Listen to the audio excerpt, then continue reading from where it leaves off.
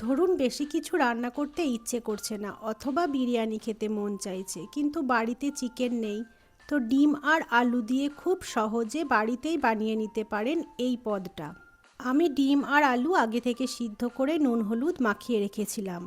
এখন কড়াইয়ে সাদা তেলে ওগুলো লাল করে ভেজে তুলে নেব। ওই তেলেই 1 চামচ গাওয়া ঘি দিয়ে দেব 2টো পেঁয়াজ কুচি।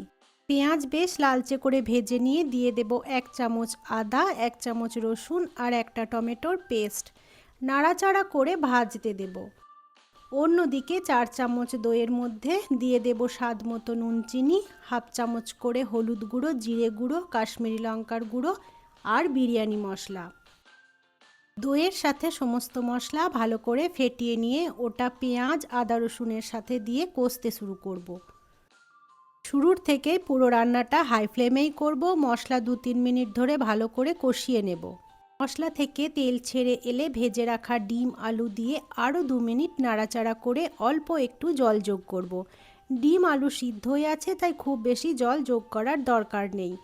এখন একটা বাটিতে 1 চামচ গোলাপ জল, 1 চামচ কেওড়া জল আর 2 ফোঁটা মিঠা আতর একসাথে মিশিয়ে ওর মধ্যে দিয়ে দেব। গ্রেভিটা ফুটে এলে উপর থেকে কিছুটা গ্রেভি অন্য পাত্রে তুলে রাখবো। আগে থেকে 1.5 কাপ বাসমতি চালের ভাত তৈরি করে রেখেছিলাম।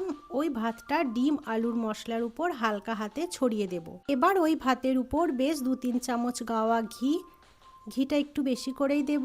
হাফ চামচ পরিমাণে বিরিয়ানি মশলা আর যে গ্রেভিটা তুলে রেখেছিলাম সেটা দিয়ে ঢাকা দিয়ে একদম লো আঁচে 5 থেকে 6 মিনিট রেখে গ্যাস বন্ধ করে দিয়েছিলাম।